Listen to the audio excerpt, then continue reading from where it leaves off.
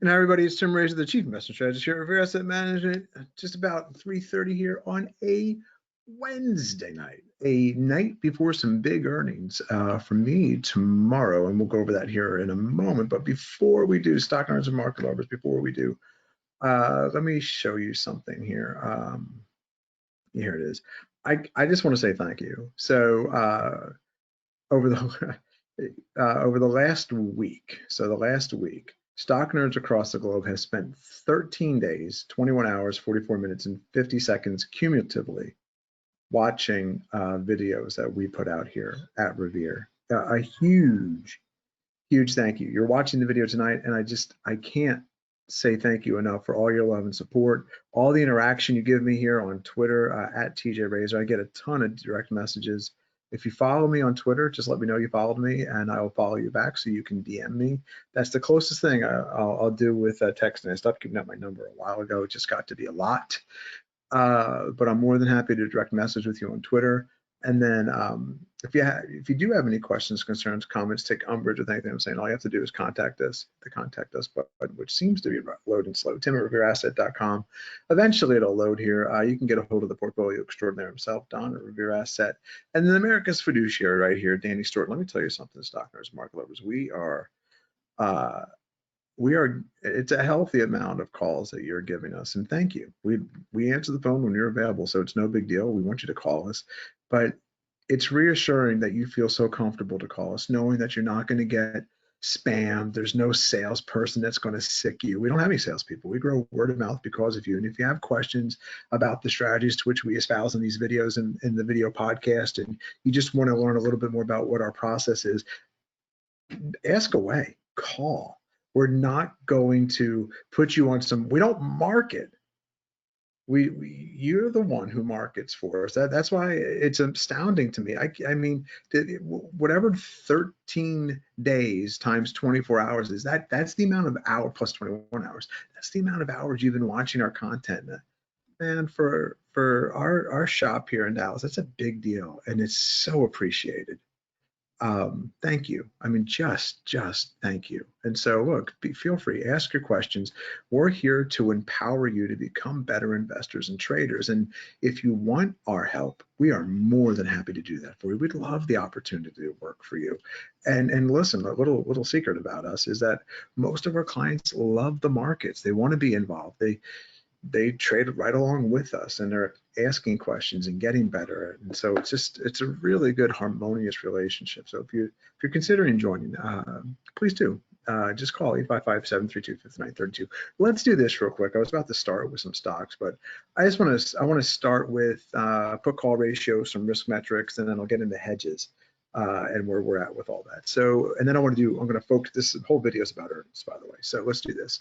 Put call ratio. This is, if you've been watching the videos of late, you know that this is complacency territory. You can stay down here for a while, but this is the same level. You see, same level, big drop. Now, can we still go higher? Absolutely. It's a market. Anything can happen.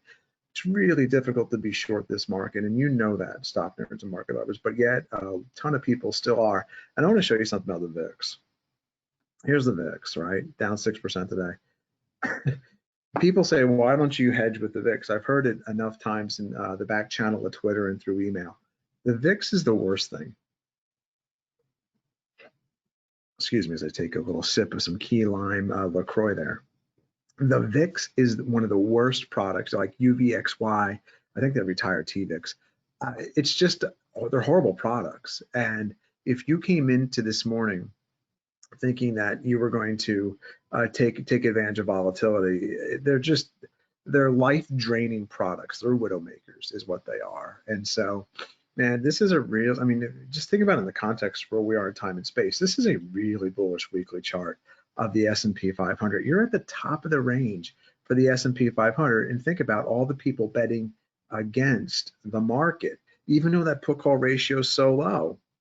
Just think about that. Like, you're at the top of the range. Top of the range closes are bullish. You're at the top of the range. There's 2 days left in the week, and you've got just a ton of people betting against this market. And so, well, Tim, well, what about you? Weren't you hedged? Yeah, I absolutely positively was. When I had the video with you Tuesday night, I said, hey, I bought I bought a NASDAQ hedge, QID, a double, thinking that we had the opportunity to come down here and test the 21. Well, there's Wednesday, and we did. And now here is today. And so I sold it this morning. So that QID hedge had to hold it, one day, and then see how it worked out. And now we're back above the 8 and the 5. And so here's QID. And so no big deal here today. So what are the details of that QID hedge? It did what I wanted to do. I have a portfolio that looks a lot like the NASDAQ, except for maybe 4 stocks. And so I bought QID at 11.45, okay, not the time, but the price. And I sold QID at 11.30. And so that is a 1.31% loss on a 5% position. Absolutely, positively, did what it needed it to do. If the market had fallen apart, that would have been a great help to me. The market didn't fall apart. And so it still was a great help to me. It gave me the confidence to hold a bunch of stocks that I really like here. And so, yeah, absolutely doing the job there. And so that hedge is gone. And then what about how about YM here, the Dow? So yesterday I took, let me just do this. I know Don covered this. I just want to reiterate it in case you didn't see it. Yesterday, a close above the 200 right here. I had a 10% position in DOG, so I took 5% off there.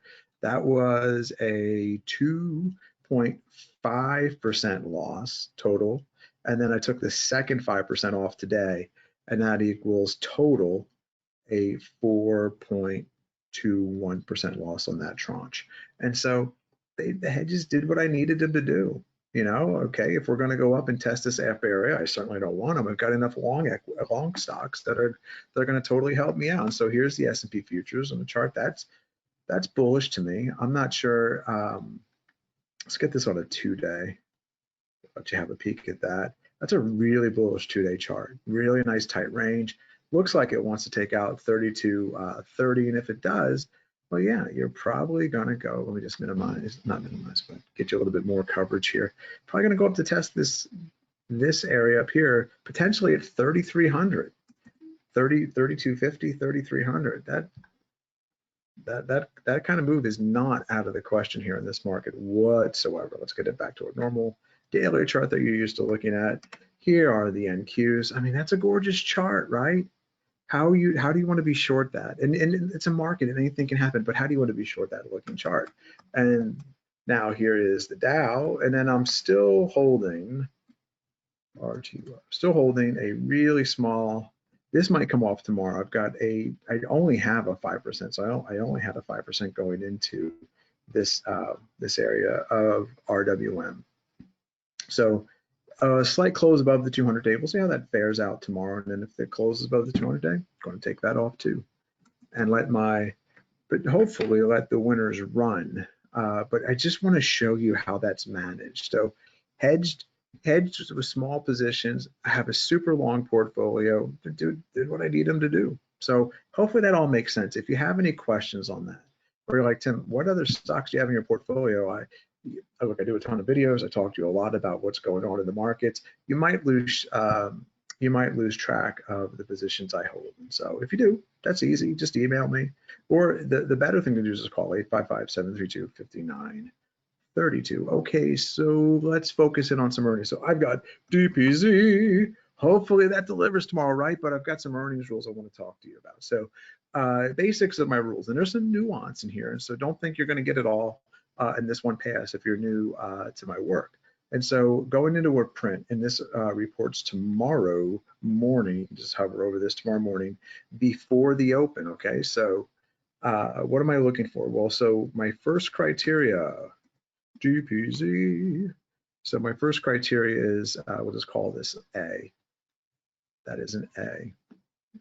I need the stock to at least have a 10% gain. If it has a 10% gain, I'm typically going to hold that in the earnings. Well, why? Most stocks don't correct 10%. They might do it intraday on an earnings print. Now, the volatility here is a little bit different in this period of time, but for the most part, they don't correct more than 10% by the end of the day. And so if you go in with the 10% gain, and let's say it has a disastrous earnings, it's received disastrously. If they're going lower than 10%, they typically come back into that 10% window, and you can sell it if you need to for maybe a 1 or 2% gain. So it's not a complete disaster. B, if I don't, well, I need to look, like, what's the chart look like too? Take that into consideration. So this is a beautiful chart, right? All the moving averages are stacked. Beautiful. So A and B. Let's do C here. And if I don't have a 10% gain, well, then I default to some options work. So let's do DPZ. So what is the, oops, I don't know why that does that. Now let's try. So what is the expected move? So the expected move is $33, okay, off of 413, 414. And so just take the gain you have. Like, let's say you have a 5% gain. Is this a 5% move? And if it's too much risk, then you got to sell it. If it's not too much risk and the chart looks good, then you can hold it. And as these situations arise, I'll point them out to you as we get into earnings season here. But and I want to know the implied volatility. If it's more than twice the normal implied volatility, I typically want to defer to a higher gain, and the chart has to look good. But as these situations come up, I will work with you on them and show you how I work through earnings. Because it's not a blind hold. Like, look, sometimes you want to wrap things up and you want to move on. Market's fine here to me. DPC is a good chart. I've got a, what do I have? Think. Got like an 11.1% gain going into the print tomorrow. So I'm okay there. And so what I want to do is I want to see how Domino's works itself out tomorrow. And so I'm going to hold that. But I want you to notice something. Every time I'm talking about earnings, I want you to notice the implied volatility, the IV. Now, I have tomorrow night's video with you, and that brings us to what? Netflix. And so here's Netflix. Beautiful chart, right, of Netflix. Big move up, comes down, doesn't even get to the 21. Now you're back right above, what are you, let's see here. You are really close to the 5. Oh, no, you're above the 5. So you're above the 8, above the 5. Reports after earnings. But I want to point out something to you that I think you're going to find of great interest. Now, I'm going to need you to just do a little bit of work with me here. So if you go to revereasset.com, daily market insight, and you just scroll down right here to the video podcast for the 3rd week of July, I focus on Netflix and what's known as the implied volatility and why it's so important. So if you haven't seen that, please go watch it, because it factors in dramatically to what you're paying for calls and what you're paying for puts in here. And so the higher the IV, the more premium you're going to pay. And so I'm telling you, these calls and puts are spendy.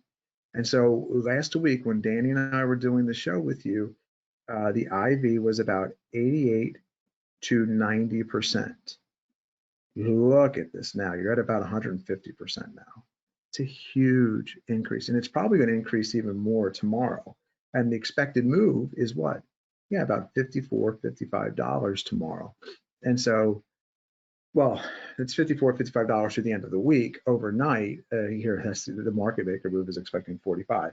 So maybe Netflix has a big day tomorrow. Maybe it has a big down day tomorrow. Who the hell knows? The market, anything can happen, but that's volatility. That's what volatility looks like. And so you're going to pay a ton for this. So I'm going to take you through a stock. I wish I would have done this with Netflix, taking screenshots along the way. I documented it last week, but it didn't dawn on me to just kind of walk the dog with you and show you a process. So let's look at a stock that I don't own for the stock and ETF portfolio. Danny and I do not own this for the portfolios in the shop, but I bought this in my personal account just to work with you and show you the options trade, because a lot of you do trade options, but you're not aware of that IV or the IV crush that comes. And so why is that important? Like we're going to see this number after tomorrow night.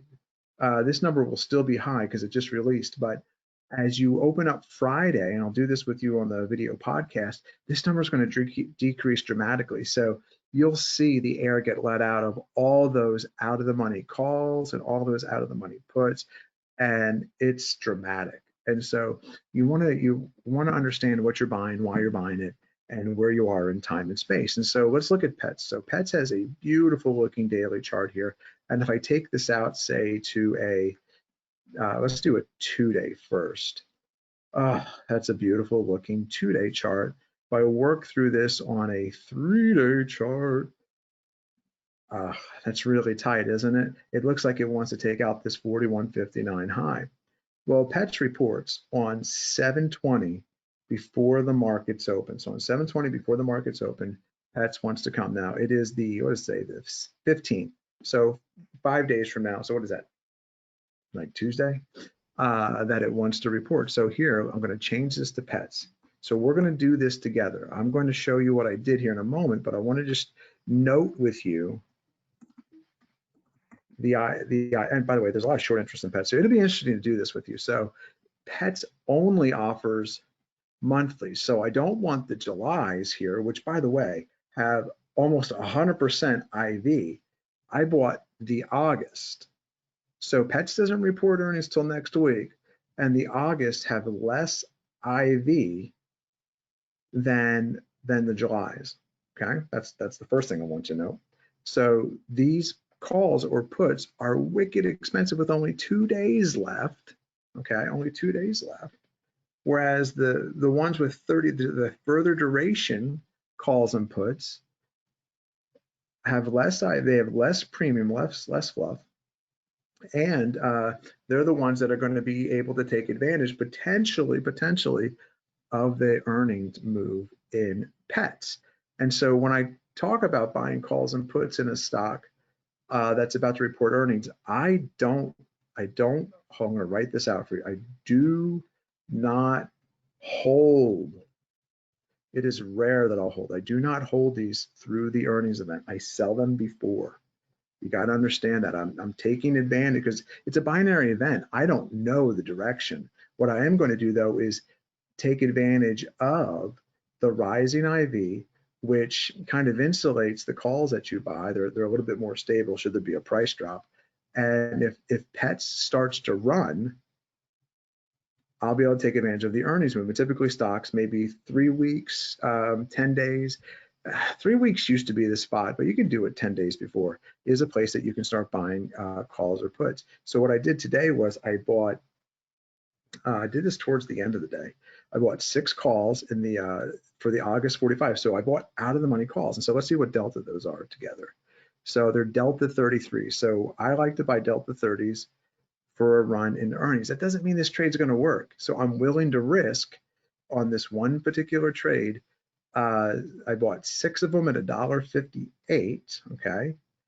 They're just trading slightly higher now, but and you can drive well, it's also the market close. You can drive a truck through this bid ask here. And now the expected move is about 950 with 91.26% implied volatility. So what we're going to do is we're going to track this on Thursday, Friday. We're going to look at it Monday, and then we'll look at it before they report as well. We'll just keep taking following up with taking screenshots, and we'll show the progression, and we'll see what the implied volatility does, what effect price has on this right here, and what effect IV has on this right here. And so we'll do that together and we'll track it, and it'll be a really good learning experience because so many people have you place the most risky trades in options are actually buying calls and puts. The higher probability trades are actually selling the premium, being the house, being the market maker, being Caesars, being the golden nugget. The house wins more. You want to be the house, you want to sell. But in this case, me understanding what is most popular out there is buying calls and puts. And I'm telling you, let's just look at Tesla together here. TSLA, the implied volatility. Look at this implied volatility. I mean, it's almost 100% 2 days out.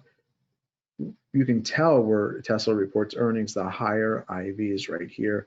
But look at this IV, just astounding. So you're paying more for calls and puts. And to give you an example of this, here's TLT. TLT, right? It's the 20. Well, there is a 20-year bond now. There used to not be a 20-year bond. 15%. 2 days left. 14%, 2 days left. That's a huge, huge difference. And so if you're new to all this, you're like, Tim, what the hell are you talking about? These are a lot of things that affect the underlying price, a whole market makers, how, you get a whole bunch of money coming into, say, a pet's, like it's a short squeeze. That's going to cause more risk to be on the books for the market makers. They're going to set this higher. It's going to keep going. Excuse me, that's the wrong arrow. This is going to keep going higher. This will start to expand because they need a wider range. And when you see like tomorrow, DPZ has that's a pretty big berth, right? $33, 118%, with 2 days left on the options. And you see Netflix, $54, 150% IV. That's because the market makers have to assume so much risk in selling you those calls and puts. And that's why, $600 calls in Netflix are super duper expensive. Just if you go the opposite direction, $450 calls are still expensive in Netflix. And so that's the premium you're paying, and that's all based on this. And I hope that makes sense. And listen, if it doesn't make sense, just give us a call. Where's our number at? 855-732-5932 is how you get a hold of us. But understanding some of those mechanics, is dry and as they may be, and I'm trying to not make it so dry. And that's why I included a real life example with pets. They're helpful during earnings season because what you have is a bunch of services that'll come out. Like, and say, hey, you just want to come into, like, we'll just pick NVDA. When's NVIDIA reports? So NVDA, they'll come out that week, NVIDIA, 8/13. And a couple days before, they'll tell you to go buy some NVIDIA calls, maybe a couple days before the report. And that is not, that number, is going to be, you're going to be paying so much more for those at the monies or just slightly out of the money calls. And it's not worth it. Like now, you can tell where earnings are right here, 8.55%. It's the highest IV. Like, well, so that's a little bit higher right there. Yeah, that's monthly series. I believe it was on the 13th. Anyway, you don't want to buy your calls or puts right before, unless you're doing something like hedging. You've got some strategy that you're working.